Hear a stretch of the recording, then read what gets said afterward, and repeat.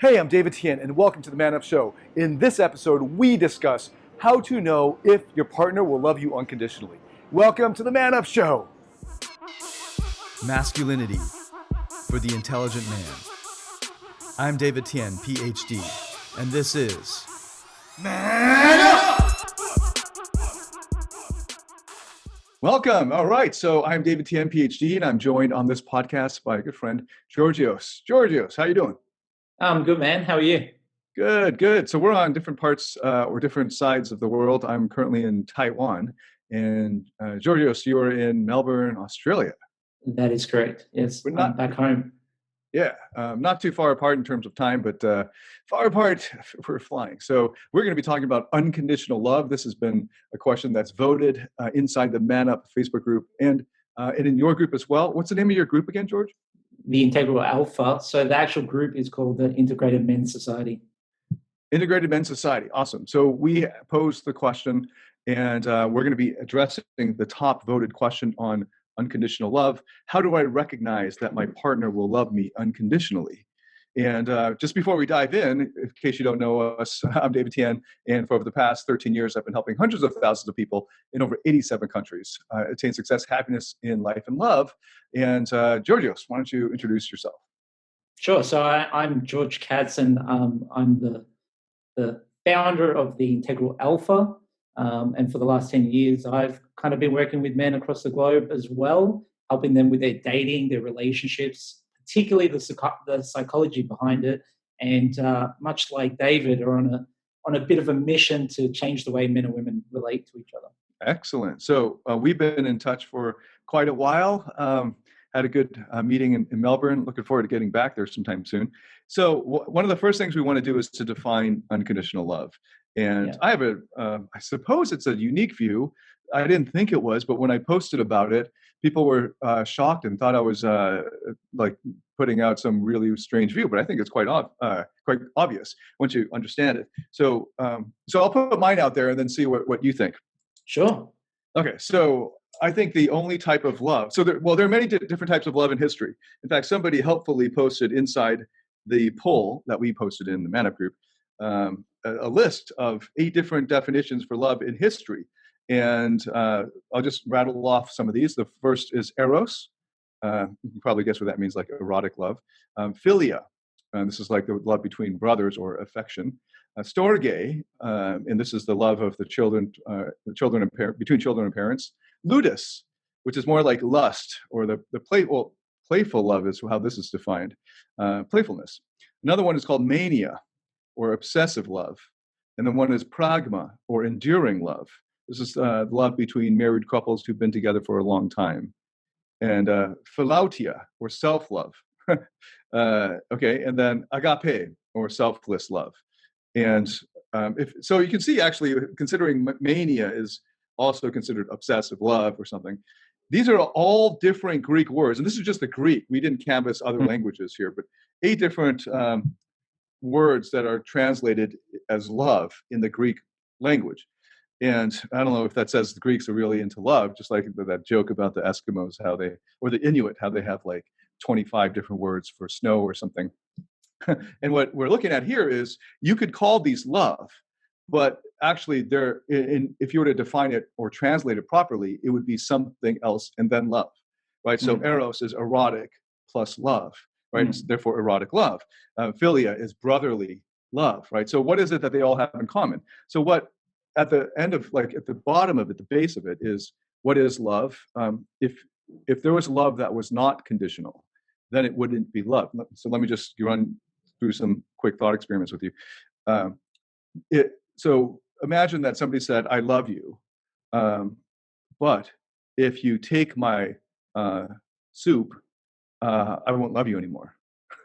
You'd be like, that's not love, man, right? Or like, what? In what sense is that love, right? That's not really love. That's like something else. And I would say that that's like a strong form of, it could be liking or affection or something else, but it's not love.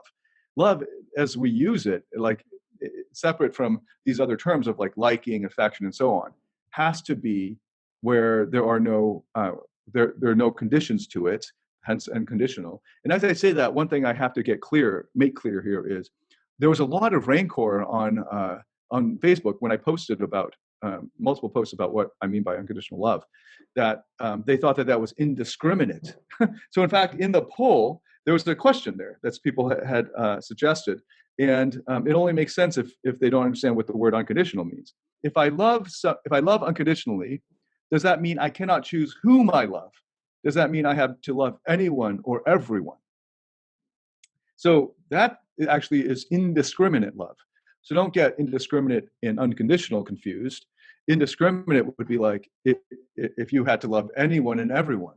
So imagine the local whore goes out in the street and now she has to have indiscriminate sex with any man who wants her, right? Like that would be like just ridiculous if you had to unconditionally love in that sense. And unconditional doesn't mean indiscriminate. So let's just get that clear. But it was like more than half the comments, especially some of them, the ones that got really heated. And, I'm in Asia time and people seem to forget that. So I'll post something before I go to bed and I'll wake up, 8 hours later or whatever, and just see like all these ridiculous comments. Like, why aren't you responding to me? I'm like, dude, I'm asleep. That's why I'm not fucking responding.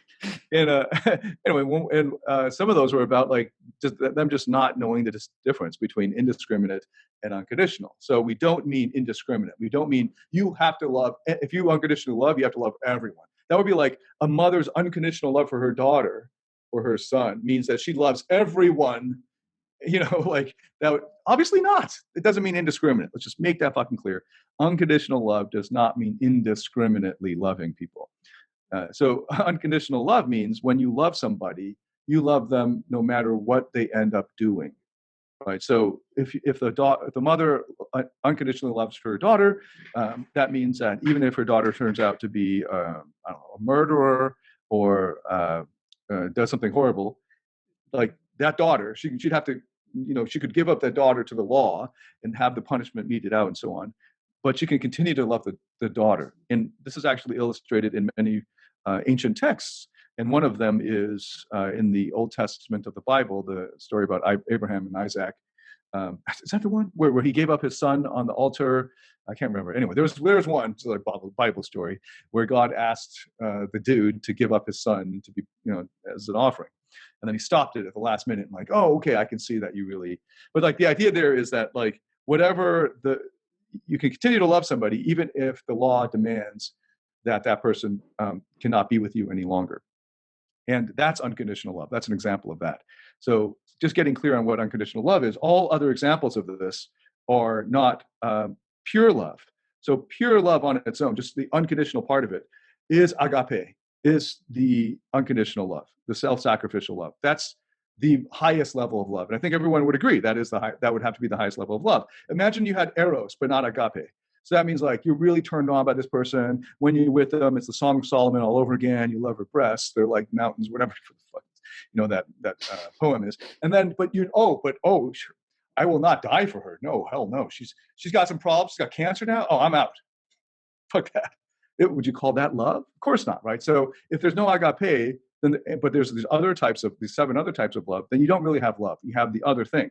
So I've been using the example of the first one, eros. If you have eros but not agape, what you simply have is the eros part of it. So you can add, so like in a relationship between a man and a woman, an adult man and a woman, when they fall in love, there's all kinds of things going on. One of them is infatuation. But let's say he gets past that initial honeymoon stage of infatuation, and now they have a more steady love that's lasting a little longer now, and that will move into something greater than just the sexual lust plus infatuation, right? So now they might think, oh, I really love this person. I'm not just in love, but I really love the person. Well, what is that? Well, that would be the unconditional love plus sexual desire, unconditional love plus this emotional connection, right? So you can actually have the unconditional love without any of the other stuff, obviously, right? Like you could love your little toddler baby, right, with no sexual things at all, right? And none of the other stuff, right? Like you may not even have any emotional connection yet because the baby's not really even looking at you because the baby can't see anything more than 1 feet in front of itself because its eyes are still developing, right? Like, but you could still love the fuck out of this baby, right? And that's unconditional love there. That's the basis of it all. Without that, it's not love anymore. It's just the other things that are left over, the other ingredients. So it's sort of like mixing something into a cocktail or mixing something into a salad, whatever. You have your base, right? And the base is the unconditional love. And then all the other garnishes and ingredients that you throw in there, make it the other types of what in the horrible English translations of these Greek terms will tack on the word love to the qualification, right? So erotic love, right? Brotherly love, right? So philia is simply friendship, right? Friendship plus the self-sacrificial, friendship plus the unconditional makes it brotherly love, right? So eros, lust, plus the unconditional make it the romantic love. Storge, the connection between the parent and the child, plus unconditional love, make it family love, right? So we can run this through all the other versions of love, or the English translations of these Greek terms, where the Greek terms are completely different, right? There's no one Greek term here for love, but the English translators have just decided that these were all grouped together and that they should all be considered something love. But really, the only thing that is at the bottom of it, the fundamental characteristic of them all, is the unconditionality of it. Without the unconditionality of it, then there's simply just the leftovers, the lust, the friendship, the affection, the connection, right? Without the unconditional part, it wouldn't be love. That's why there's no love unless it's unconditional love. Right? There's no other forms of love that are conditional. Conditional love isn't love, right? It's just a transaction. All right, so that's how I saw it. I thought it was pretty obvious once you just realize, oh yeah, if you remove the unconditionality of it, it's not love. But that's so it's kind of like a tautology. You wouldn't even bother saying unconditional love. That's like a single bachelor. You just say love, right? But so many people don't realize that. Yeah, I mean, you've obviously hit the nail on the head. I just want to kind of add to it and sort of shift directions a little bit in clarifying the idea of love, because I think even that word in itself is such an abstraction that people have so many ideas, and those ideas are all these conditional concepts of love, because we're so indoctrinated and ingrained with ideas of what love means. And as far as I can tell, the idea of love is simple. Do you accept something? Do you accept it for what it is? So it becomes conditional when you say, I'm going to accept this for what it is, only if, under these circumstances, only if what it is what I want. That is the idea that you're putting forward. Now, agape, being that I'm Greek, I know exactly what that means. That's a word my mum used very often, because what it means is like my baby, my love. And all of those words are Greek words that we still use today in different ways that represent friendship and all these things. Now, I tend to look at the concept of love under the triangle theory of love, which is essentially that there's three components to all forms of love. We think of them as being on a spectrum, and depending on how much of each you have is what kind of love you have. And likely, depending on what amounts you have of these three categories, it probably ties in with these what I believe are ancient Greek concepts of love. I think maybe even from Aristotle, I can't remember. And which is basically that you have passion. There's some form of passion. There's a degree of passion. There's a degree of intimacy, and there's a degree of commitment. And it's the commitment component that I guess most people misunderstand about the idea of love, because the idea of us having a commitment being a strand of what makes it love in the first place. It's the commitment to what we've established that makes it a form of love, especially unconditional love. But this is where people get really messed up, I think, which is we have to go kind of back further and realize and clarify something, which is your feelings and your thoughts are not your actions. And the reason I say that is because many people think that, well, if I'm in a relationship and this person attacks me, does that mean I have to stay in the relationship? Otherwise, I don't love them? No. What it means is the idea of loving that person is a separate matter from what kind of behaviors you'll put up with. The idea of loving someone, the feeling that you have towards that person or this aspect of this person doesn't change just because they're now behaving in a way that isn't how you want them to be. And that's a really important distinction, because people confuse the idea of love, the conditionality, unconditionality, with not having boundaries or not having standards, and you need to clarify that difference. And it happens even in terms of self-love. Like, oh, there's a part of me that's weak. I don't want to be weak. It's like, you do realize that accepting that there's a feeling and a bunch of thoughts that you see as a part of you that is weak, and accepting it as it is, isn't the same as tolerating it. Isn't the same as saying, I can't do anything about this. I can't influence this. I can't act on this. It's actually by accepting it that you actually are in a place to adjust that relationship. So you can maintain love even if that person's out of your life. Like, if I broke up with my partner tomorrow, what makes it unconditional is not because I would stand with her no matter what she does necessarily, but the fact is that I can still accept her for who she is, despite what she's done to me. Like, would you agree on that sort of? Yeah, that's fantastic. Yeah. So I just realized that there is a question that was also upvoted in the poll that is along these lines. Is unconditional love love without expectations? If that is so, when you choose a partner, is it really unconditional love? So, of course not. Unconditional love is not love without expectations or without standards or something. And yeah, the example you gave was great. And I was given this example as well of the mother having to give up her child to the state because the child committed some great crime. And so there's a situation there where clearly there are expectations, clearly there are standards.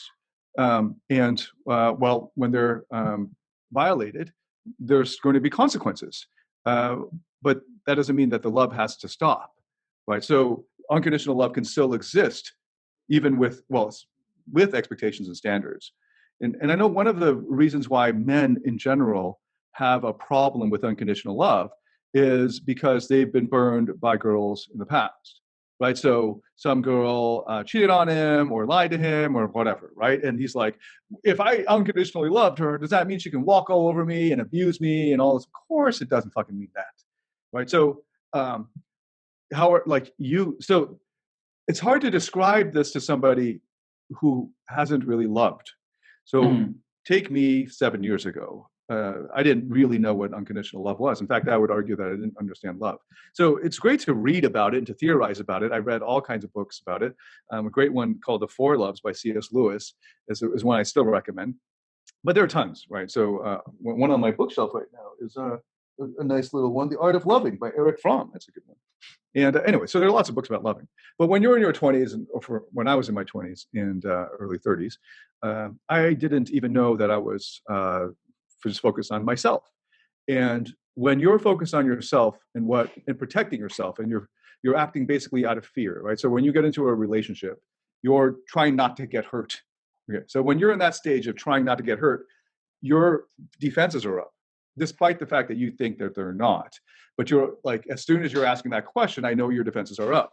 And for good reason. You don't want to get cheated on or whatever, abused. So you got your defenses up. But when your shield is up, then love can't get through either. So that's just another thing. Like, I didn't actually get that until I had the serendipity of meeting my goddaughter, who's now 8 years old. And I guess it was 8 years ago when I first met her. And she was just 2 months old and just left in my living room. I had to watch her while the others had to do other stuff. And I was like, what the hell am I going to do with this little thing? And I was like, I quickly fell in love with her despite my protestations to get rid of her, get somebody else take care of her. I'm a party guy. I got to go out later tonight, that kind of thing. And if it weren't for that, I might, for all I know, still be stuck in the mindset of a single man in his 20s or whatever. Single is the wrong word, but a man in his the usual immature man who doesn't know what it's like to love unconditionally. And I see this when guys are like, love is not an emotion. I get that. I used to think that too. Love is an action. That's what the Christians, in my evangelical church told us. Love is an action. You don't wait until you feel something for the homeless person to love the homeless person and help them with food or whatever it is that they need. The Good Samaritan, the whole parable, right? And I get that. And as an intellectual, it made sense. Okay. So even if I don't have these feelings, I would go ahead and do it. But then they get into this problem. This is the problem that the single man or the younger man has when it comes to unconditional love in relationship with adult women, is he can't even conceive of it because now it's about doing and not feeling, right? So if love and unconditional love are primarily about doing and not waiting for the emotion to be there, then he's thinking, when you say you have to unconditionally, you ought to unconditionally love, or it's great to unconditionally love your partner. He's hearing, I need to bend over backwards for her and become her slave and do whatever she wants me to do. And that's not actually unconditional love. That's like unconditional slavery or something. So returning to the example of the mother and the child, the mother giving the child up to the state because the child committed murder, and still unconditionally loving the child, despite the fact that now the child's maybe on death row or something, they walk in the Green Mile. You can still love this person, despite the fact that that person has to pay for his crimes, and pay the punishment. So that is hard. That's hard to imagine if you're still focused on what you can get out of a relationship with a woman. Like when you enter a relationship because it's good for you, like, oh, she makes me feel this way, that's why I'm in it. Or like, I get sex now, guaranteed. Like a lot of dudes, man, immature dudes. I was one of those who wanted to be in a relationship because it was like guaranteed sex, and now he doesn't have to go out and try to convince, like game a girl to get it. He just like, hey, time to have sex, and like, so that's the relationship where you're going to get something out of it. And in all of those cases, that will block your discovery of unconditional love. And I didn't know how else to lead people to it, except through thought experiments. If you don't actually have a child, or if you haven't fallen in love, like I did with a little goddaughter that I had, then I'm not sure how I would have discovered it. But the more I read about and research and conduct therapy with men, so doing the research on men in therapy, you'll discover that a lot of men discover love through the love for their children. And then they say to themselves, the big epiphany is, oh, if I can love my daughter, my 7-year-old daughter, like this, where I still have expectations and standards. She's better do her homework. What's good for her? She better eat well, all this stuff.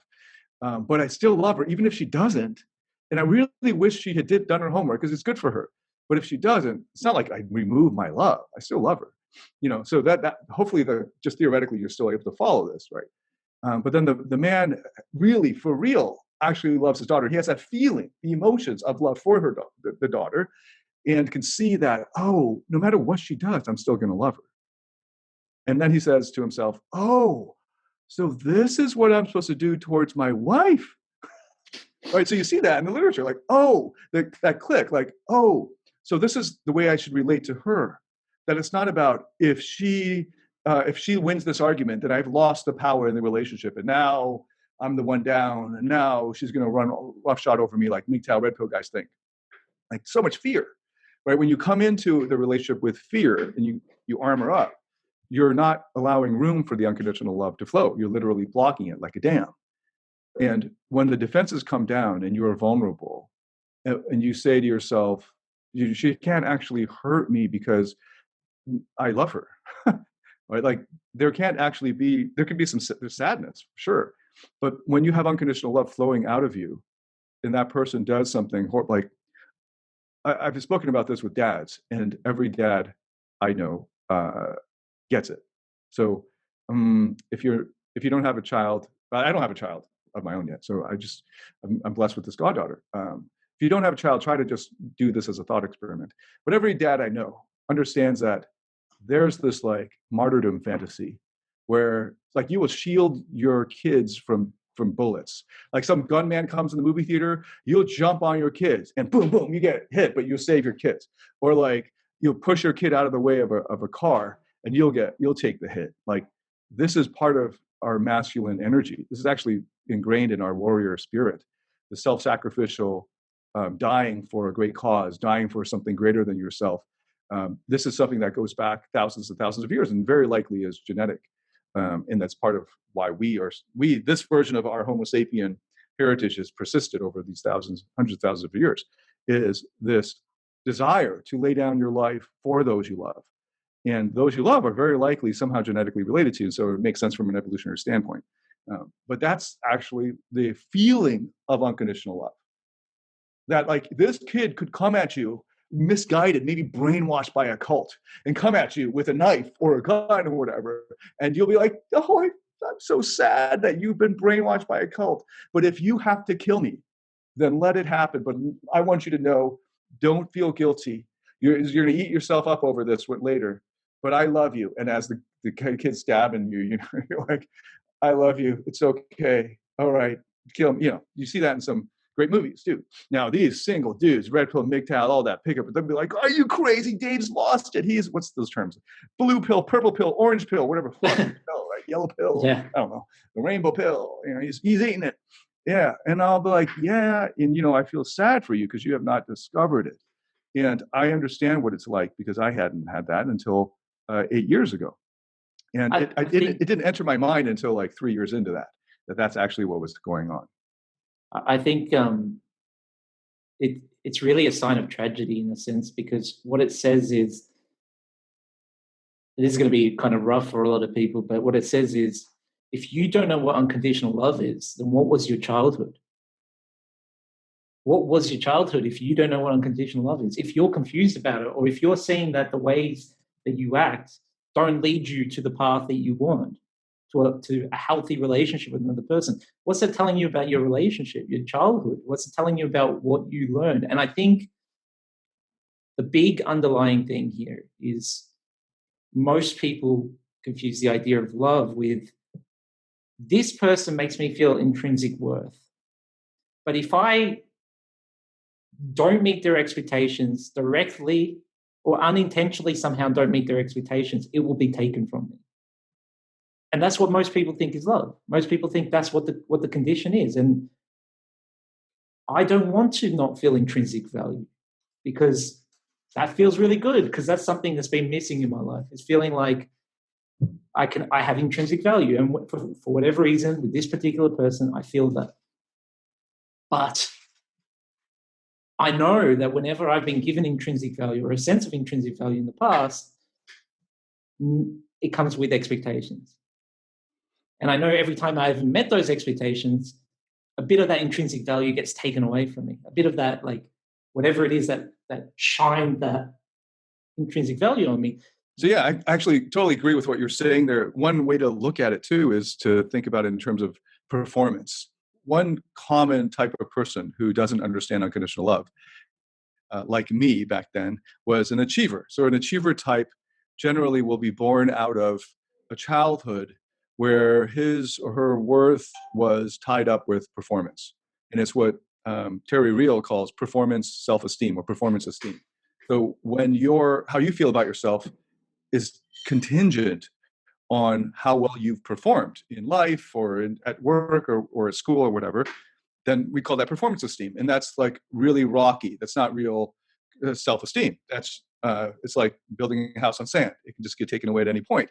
And while our parents might have loved us unconditionally, we achievers probably didn't perceive it as unconditional love. I know I didn't until very recently, only like the past couple of years, did I realize that my parents loved me unconditionally. Because growing up, they were hard on me. They were really strict. And I felt that if I didn't get the A, and well, actually they didn't care that much about that. It was just more about whether I was guai in Chinese, which is like a good kid, like obedient. Whether I was, standing up straight, quiet, followed the precepts of the church or whatever, like a good kid. If I was a good kid, then I would be worthy of love, because that's when I, at least my little child brain, would perceive that that's when I got acceptance and attention, etc. When I was a good kid. So it was natural that an achiever or a pleaser would form as a result of perceiving love conditional on whatever metric of metrics of performance were picked up by the child. And that's just from parenting. Well, parenting is tough. Like, it's like a catch-22. Like, if you allow the kid to do anything, get away with anything, and you just keep saying, I will accept you no matter what, that's going to make the kid be lazy as fuck, right? Like, kid's going to be like, oh, okay, and then I don't have to go to school. I don't have to try hard. So it's a tricky line, like fine line you got to walk between like setting these expectations and standards for the child and letting them know why these are there. That's one thing that was missing from a lot of toxic Asian upbringings, not being told the reasons why we're doing this, why in the long run it will be better, and not engaging with the child rationally, logically on the reasons why. But just saying, here, this is how it must be done, and you must do this. Uh, you have to like at least set the standards for the child, and then provide some kind of punishments. But then, while the punishment is being needed, you still want to convey the message that this doesn't mean that I love you less. This is actually good for you because you need to learn this lesson, right? And I mean, one thing that a guy can do without having to have a kid, because that was a question here somebody posted, maybe because he's a big fan and he's heard me talk about how children are the gateway for most men to discover unconditional love. He wrote, he asked in the poll, what is necessary within oneself to develop unconditional love? Must I believe in a higher power or have kids? So do you have to have kids in order to discover unconditional love? It helps a lot, but no. You could also, here's one way, you could get a pet. So a dog has been bred over the hundreds of thousands of years to become companions to the Homo sapien, to the human being, and will often, if you raise it right, love you unconditionally. So that no matter what the owner can do, well, will love the owner. Now, up to a certain point. I mean, if you abuse the fuck out of it, it might still love you, but like it'll be one of those vicious guard dogs, right? It might still love you, but if you abuse it, I mean, it's still looking for love. So I don't know. I don't know enough about abused dogs to know what it will be like at the end of the day. But a dog is a great way to also access that. But I'm not sure what else to do for the guys besides telling them about it and turning them to literature and just telling them about these thought experiments. So I don't know if you've had any other success there. Yeah, I think the biggest barrier is recognizing that working towards their own self-acceptance will open that perception outwardly, Like we've obviously talked about, there's some really nice presuppositions in IFS, which is internal family systems therapy, that kind of speak to a pathway for self-acceptance. And because you've got to come to realize that there's these parts that you don't like about yourself, whatever that might be. Oh, there's a part that hesitates, or there's a part, I have a big nose, or whatever it might be. If you can learn how to have unconditional love for that part, you're one step closer to understanding how to give that unconditional love outwardly to people, to the world. Yeah. Because you have a conditionality within yourself, which is like, if this no stops me from getting the girl that I want, then instead of being okay and accepting that part of me, I'm going to shame it, and I'm going to, banish it. I'm going to banish this. And again, I think it's important to distinguish the idea of what we feel and what we think, which does drive our actions, with the action itself. There's a part of me that's a sexual man that just wants to fuck things, right? I can accept that part of me. I remember a client once came to me because a girl called him out on being only wanting her for sex. And he got into an argument about it. And I said to him, "You're so full of shit." He's like, "What do you mean?" I said, "There is a part of you that just wants to have her for sex. Like, there is a part that you just want her for who she, like, for being a female that you're turned on by. But accepting that part isn't the same as acting on that part. It's not the same as acting on that part. I have that part in me. It doesn't mean I'm going to go around and start,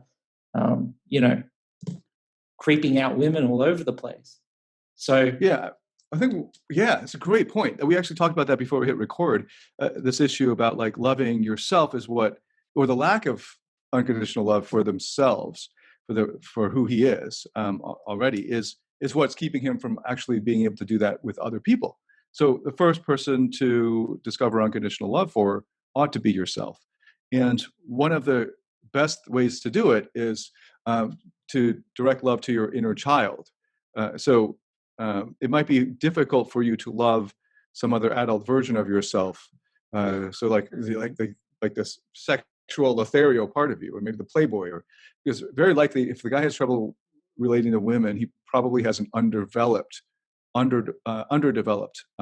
persona in that regard, Yeah. where it's more of a kind of like an obsessive, neurotic drive to lust, rather than one that's fully in full capacity. So it'd be easier for many of us to love our inner child first. And the tricky part, I think, for many people is discovering where that inner child is. Hopefully, so man, this is then going to open up a whole other can of worms, like what is the inner child, and et cetera, et cetera. So I have courses that do this goes quite in depth on it. Rock Solid Relationships, Freedom You, for instance, will do that for you.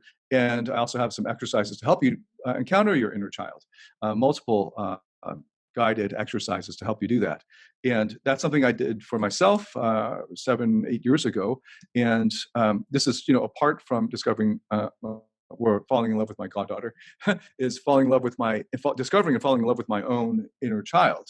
And I have discovered after doing the work in IFS, discovering that there are multiple inner children in me, and appreciating and loving them for all of that.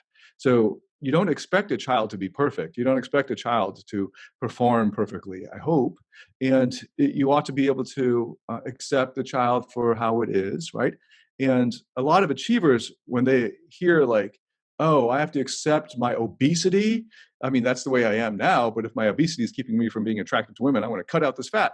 And the achiever would say, hell yeah, like go to the gym, diet, etc. Right? And then why would I want to accept that? So that's a harder argument for them to get into. Now, it's better to come from a place of self-acceptance and then lose the fat, because the part isn't the fat, right? So the part is eating or behaving in this way to cope with something that's uncomfortable, and then that leads to the fat. But anyway, it'll be harder for the achiever to get into that, because for decades and decades and decades, they've just been really hard on themselves because they've internalized the voices of their strict parents and caregivers.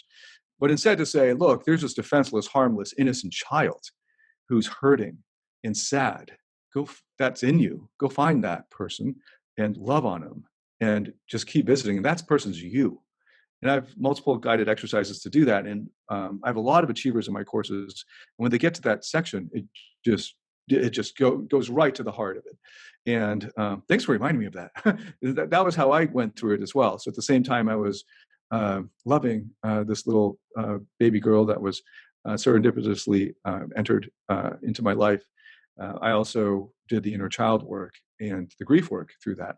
And if you can love yourself unconditionally, then it will be obvious how you can love others unconditionally, if you choose to do so. So let's go to that. Actually, we should get to that. How do I recognize that my partner will love me unconditionally?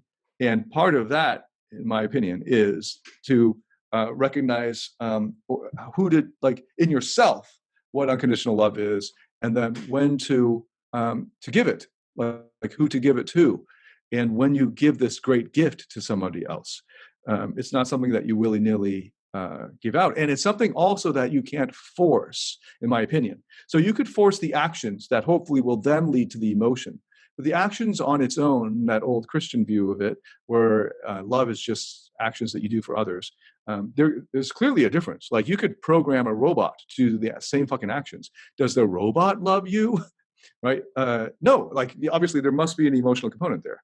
And if the actions don't flow out of the emotion, then it's not a loving action. It's not it could be a supportive action. It could be a caring action. It could be an action of liking. It could be just an action of, like, taking care of you. But it's not an action of love if it's not flowing out of love, right? Then it wouldn't be a loving action anymore. So you've got to decide who to direct it to, but also who to allow yourself to feel it for. And when it comes to relationships between adults, especially men and women, and especially when you mix in lust, sex, and all of those other components into the salad of modern love between a couple, it gets tricky, because she could hurt you in all kinds of ways that are really going to be bad, whereas your daughter or your little son probably can't. Like, the most they can do is throw a bitch fit, throw a hissy fit, and then they're grounded into their room, and that's it. They're not going to, like, steal half your money, and the courts are going to allow them to do that, and they're not going to, like take out your eye or whatever, right? Unless it's, you can imagine, imagine some horror movie, right, with like some demon possessed child. But other than that, there's no real consequences. But in a love relationship between two adults, there is. So it's hard to conclude that you can go there and allow yourself to be vulnerable if you haven't done it for yourself. So great point there, Georgios. And if you haven't experienced it with in some kind of safer, more innocent context, like the love for a child, or on a lesser level, maybe for your pet dog. So if you can identify who to give and allow yourself to give unconditional love to, then you'll have answered that other question. And this might be let's hear what Georgios has to say. But how do I recognize that my partner will love me unconditionally? You'll be able to recognize it if you've got it yourself. So if you are at that position in life, you've matured enough that you can give unconditional love, despite being hurt, despite the person hurting you out of their own fear and all that other stuff. You can see through all of that, and you still decide to allow the love to flow out of you instead of cutting it off and guarding up, but allow it to flow out of you with great courage. I mean, the amount of courage it takes, most, these red pill and MGTOW guys don't have that courage. But if you allow yourself to have that, despite being like exposing your jugular, so to speak, to the relationship and saying, you can't actually hurt me here, and I'm going to stay here in the midst of the storm and allow this to happen while I stay present with you, because I know why you're being like this, because if you're reacting out of your childhood wounds and your attachment style bullshit that's happening in you. And it's not really about us, even though you can't see that right now. And I will love you into that realization. And I will try, at least, because it's flowing out of me and there's nothing I can do about it anyway. It's sort of like one of those X-Men when, like the Cyclops guy, he just takes the glasses off and boom, it's just coming out of him. He's just, or like that, what's that other, the Phoenix, right? It's just flowing out. I can't stop it, right? It's sort of, that's actually how unconditional love feels. It's like you can't even hold it back. There's so much. And when you look at your little baby that you love so much, it's just flowing out, you can't stop it. Despite yourself, you kind of wish you couldn't love so much because it's distracting you from work. Because like you got to hit the gym right now. You're still like spending some time with this little baby, and you want to turn it off like a faucet. Like you want to just dial it back a bit, and you will learn over time how to dial it back because you're going to have to get on with your life. But the fact that you can just open it up and like, oh, it's just flowing out of you, that's an incredible power. That the power of that love is like an X-Men superpower in human relationships. So when you've got it yourself, you can then see it in others, right? If you don't have it in yourself, you won't know how to see it in others, and that's why there's this blindness. Like you don't have the capacity for unconditional love, but you want the other people to love you unconditionally. What's that called? That's called neediness, right? Yeah, I mean, I can't really disagree with what you said. I'm pretty much on the same page. I think there's a couple of things we have to understand. One is, like you said, have to recognize it in ourselves. That's really the best way to uncloak it from the world around us, because we can't see in others what we can't see in ourselves. And there's even evolutionary reasons for that, around that self-deception and so forth. But another aspect of this is the most valuable things in life, the things that you are most likely going to be the most rewarded by or find the most meaning in, are going to come with inherent risk. Real, quite substantial risk. Run a business, there's risk. Get into a relationship, there's risk. These things are inherently risky because they're meaningful. So there is an inherent more risk to it. The answer when I hear someone ask that question, the first thing I know is, one, their love is conditional, and that they're coming from a conditional mindset, because what they're basically saying is, well, how do I make sure that person is that way so that I don't fall into their trap? And that already shows that they don't understand the concept of the unconditional love. But here's the other side of that, which is there is no security other than the one within yourself. And the one within yourself means that A, you need to be able to meet your own needs. B, you need to likely work on willingness to assert yourself, to actually set boundaries, to actually be willing to walk away from situations. You need to know internally that if things were really bad, that the feeling or the attachment that you get from this relationship wouldn't stop you from respecting yourself in making an informed decision for yourself, which might mean having to leave the relationship. all these guys who are afraid or who want to know how I can know my partner is unconditionally going to love me are people who are saying, there is these risks that could come up and I'm not prepared for them. So how can I make sure that if those risks come up, how can I mitigate those risks entirely? How can I mitigate the chance of those risks ever being a problem in a relationship? You can't. You can't. But what you can do, what is kind of beneficial to that, in terms of if they're single right now or not currently in a relationship, is exposure. Because if you do learn to get rejected, if you learn to be vulnerable and you learn to handle someone not accepting that vulnerability, if you learn these things along the way and you have more exposure to that because you've actually put yourself out there and you're practicing this in little increments, obviously progressively. Don't be that person who just, just vulnerable openly to anyone and everyone. But you do need to become, as Nassim Taleb would say, anti-fragile. Like, that's really what it is. It's not, how do I make sure that this relationship goes perfectly or that this person loves me unconditionally? It's, how do I make sure that I'm resilient enough to deal with the potential risk of this thing because it's quite rewarding? And that's the truth of the matter. You've got to be willing to face that risk. You've got to be willing to be more vulnerable. You've got to be willing to face rejection. You've got to be willing to say what your needs and what your expectations are and be willing to face the potential of that not being returned. Because if you can't face that now while you're single or in your life in other avenues where it is safer, if that does show up in your relationship, it's going to be like a nuclear bomb that you're basically not going to know how to diffuse. You're not going to know how to handle.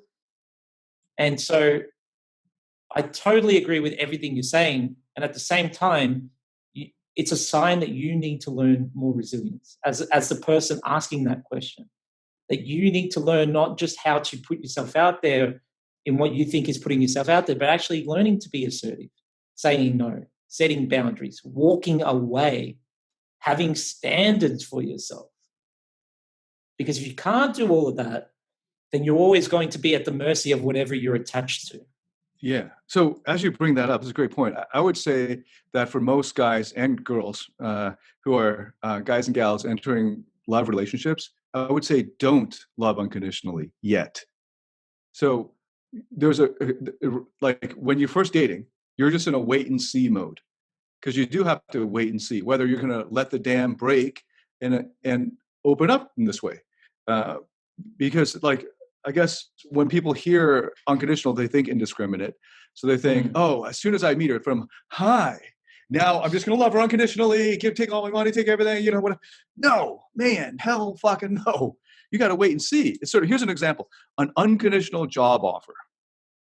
So let's say the company has decided you're going to be the CEO, whatever position.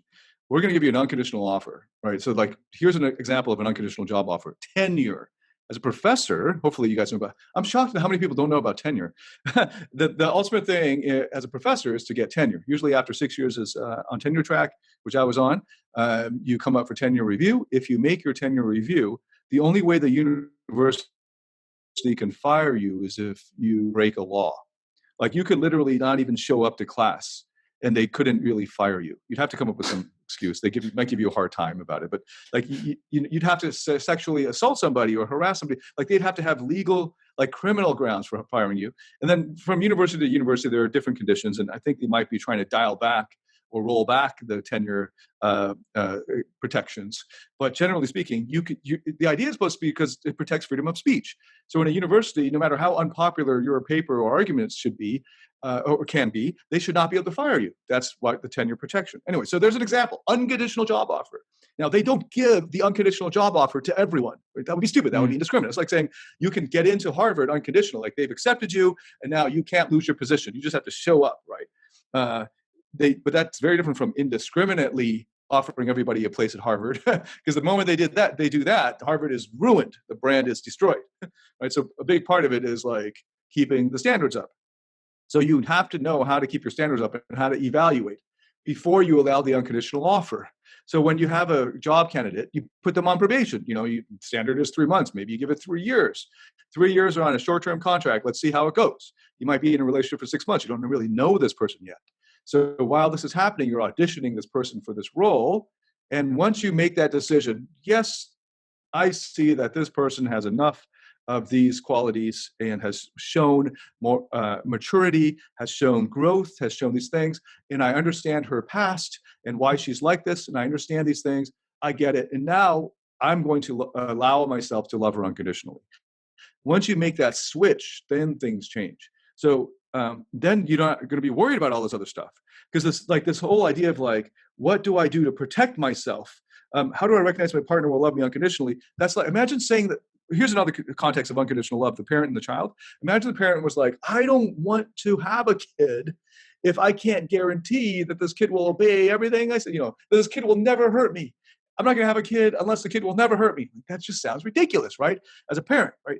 And the only difference between the unconditional love of a parent and a child and the unconditional love of a couple is sex, and the other, like anything approaching that. So you can drink with each other. I guess it's like an adult child and the parent can also go out drinking. So all of the friendship, all the connection, all the other good stuff, it's the same as parent child, except you're adding on sexual desire, sexual attraction, and sex, right? So that's what I was saying earlier. The very first thing I began with, the definition of unconditional love is the basis of all of the other kinds of love, including eros, right? Including the erotic, romantic love. And let's go back to that. Let's go back to the initial one, the case that everyone can understand. Parent and a child. Would you go around saying, I'm not going to have a kid if that kid could possibly hurt me? I mean, that's ridiculous, right? And that would be the same. Like, I wouldn't want to get into a relationship if I couldn't guarantee that she could never hurt me, right? Like, so the fact, though, is once you approach the relationship of the mother-child or the couple with unconditional love, then the other person can't ever really hurt you. They can make you sad. So in that sense, you could be hurt. But I don't think sadness is a hurt. You could just become, oh, I wish it weren't so. I wish you were better in this way. I wish you weren't feeling this way. But in terms of hurt, because you'll understand everything. You understand why they're like this. Or even if you don't understand it conceptually, you'll be able to have compassion for them. Because if they're feeling these negative things and they're going to hurt you anyway, that means they're in pain. That means they're in fear or whatever it is, right? Whatever the context is. And they can't really ever actually hurt you. And that's the power of unconditional love. That's actually the power of it. But it's so draining. It's so like all 100% committed. Like it's going to take, you can't unconditionally love more than like a dozen people. You probably can't unconditionally love more than half a dozen people in your life at a given moment.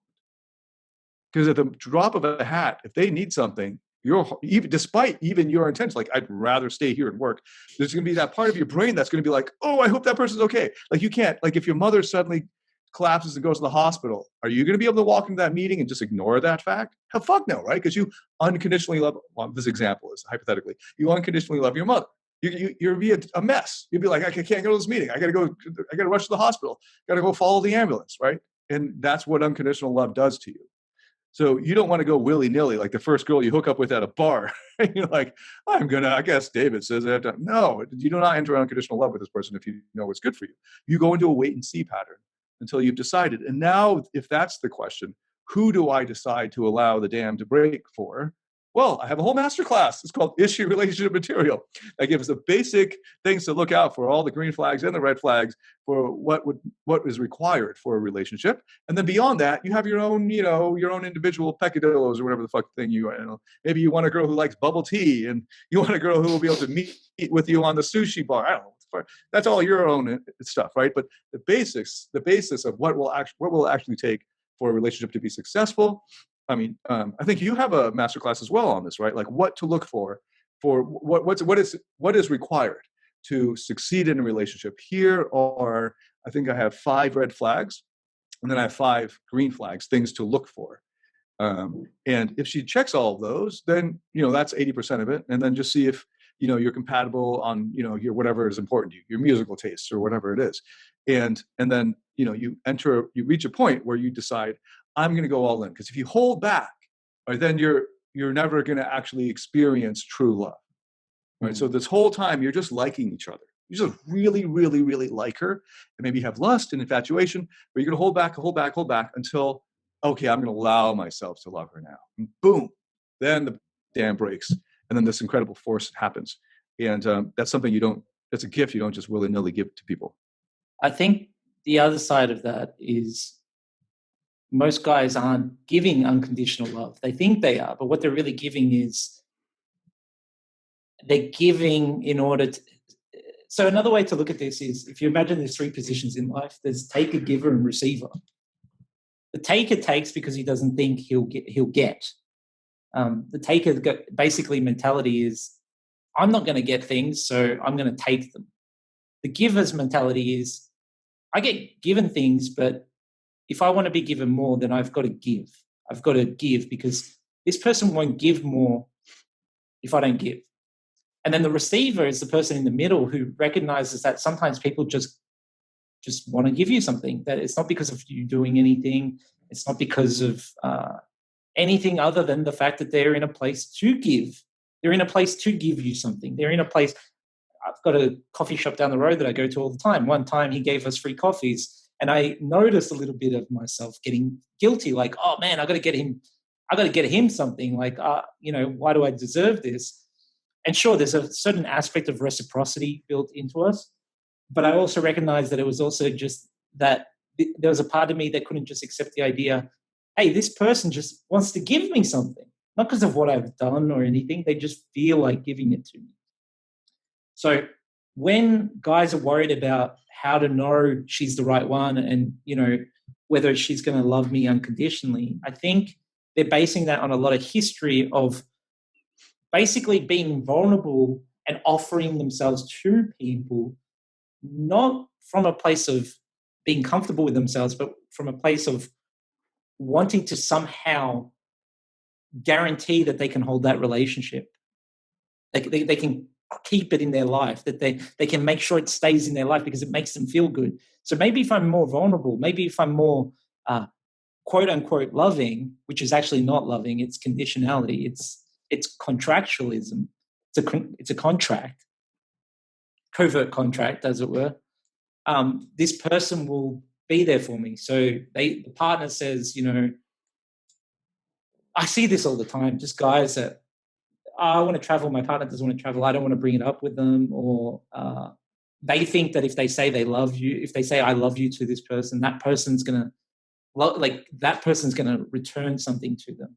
So when they think about being loving, what they're really saying is I am going to keep gifting you. Okay. I'm going to keep offering you things. And if I keep offering you things, then you should be less likely to hurt me and more likely to keep offering me things. Because intrinsically, why would you just give me things if I didn't offer you anything? Why would you give me if I don't give you a lot more to begin with?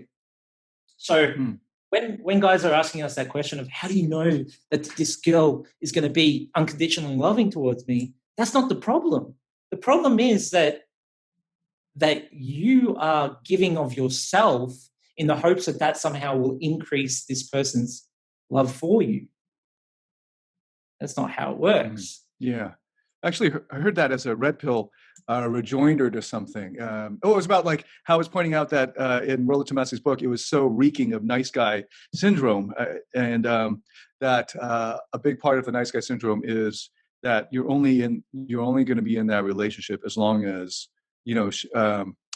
she's meeting your needs. Right. So that was another question in the poll. Like, how do I make sure she's going to meet all of my needs while loving her unconditionally? And I can tell you, whoever's asking that, well, first of all, I know that because of the fact that Rollo Tomasi would say, oh, but isn't everyone going to enter the, like, of course, everyone's marriage is only contingent. It's only transactional. It's only conditional. Duh. And I know his marriage sucks. Like, I don't know, just like, man, there's no unconditional love there. It's not really a loving marriage. And the unfortunate fact is that almost every guy who has that attitude, which is most guys, they're going to have shitty marriages in the long run because it's just toxic. That seesaw, one up, one down kind of dynamic will eat away at your relationship because whenever you're holding back, you're just going to move farther and farther away. You're guarding up, you're holding back, and you start out like this, and then over time it's just going to get like this, and then the kids come in the middle, and it's just going to get further and further. and then it's just dead, right? And you might stay together out of convenience, but there's no passion. And here's a good illustration of why this is so. In an unconditional love relationship, you're not worried that the other person won't love you back. And here's why. Here's an example of this. Your kids, and I return to this over and over because this is the best way. The only pure example of the unconditional love for the average guy, because love and sex, it's all so messy for these guys. But if you just think about it in terms of a child and the parent, is the parent worried that the child won't love her back unconditionally? Is the parent like, oh, my 8-year-old child, or my teenage kid, oh, I really want them to, I'm not going to love, I can't love that kid unless I know for sure this fucking kid is going to love me back unconditionally. Like, how fucked up is that parent, right? And that's how fucked up we are in these love relationships. So I would say that for almost everyone listening to this, if you are asking these questions, then you're actually not ready to love unconditionally. In other words, you're not capable of it yet. Right, like it's the potential is in you, and you might even have kids. And so hopefully, as we talk about this, there's that aha click moment where everything clicks into place. And like the men I read about and worked with in therapy are going to say, "Oh yeah, it's like how I love my daughter. I can take that attitude towards my wife, and I don't have to be all guarded up. I can actually be open and not need anything from her, because the dad doesn't need anything from the daughter to love her unconditionally." Or she could be the most rebellious little bitch ever, and he could still ground her in her room, but he can still and will, if he's healthy, still love her unconditionally. And that's how it works, right? Now, are you ready to do that with an adult woman where there's sex and all this other stuff mixed in there? Probably not, right? And that's why I say holding pattern. So holding pattern until you love yourself enough that you discover unconditional love in yourself, for your inner child or for some other parts of you, and hopefully for all of your parts, even the ones that you hate right now or the ones that you want to get rid of right now, and you discover that love for them, then you are in that position where you can go fully with courage without worrying about getting hurt, without worrying about whether the person will love you back, because it won't matter actually, because the love that matters is the love that's flowing from you. And then the person that you've decided to allow this to be directed to, well, I shouldn't say this because then you will be like coming at it instrumentally, but it's such a powerful force that it will break down the barriers in the other, especially if it's an adult, especially if you're already in a relationship, right? And in fact, for parenting, that's the only way you can get across as well. And that's the big mistake many of our achiever parents made, that they didn't allow themselves to have that dam break and allow the unconditional love to flow out, even though they had it there. Because they were worried that, oh, if I love my kid unconditionally, she's going to become spoiled or he's going to get lazy, right? Because that's not how I was brought up. And what was the result? We achievers didn't perceive it. We achiever children did not perceive unconditional love from our parents, right? And of course, it made us hard on ourselves, and we accomplished a lot as a result. And hey, that worked. And it's worked through generations and generations. But what it hasn't done is allowed the love relationship to flow. And when you go back into that situation, you have that option, whether you now can direct unconditional love and not worry about it coming back. Then you know you are actually in that place of strength that you can offer unconditional love, that you can offer love unconditionally. That's truly unconditional love. Because if these questions are basically saying an oxymoron. How can I love unconditionally? No, I can only love unconditionally if I know it's going to come back. That's a fucking conditional love. That's love with conditions, right? So unconditional love means that you don't care you're not afraid whether it comes back. It's still coming out of you. So I return to the example of the mother and child, but as the easiest one.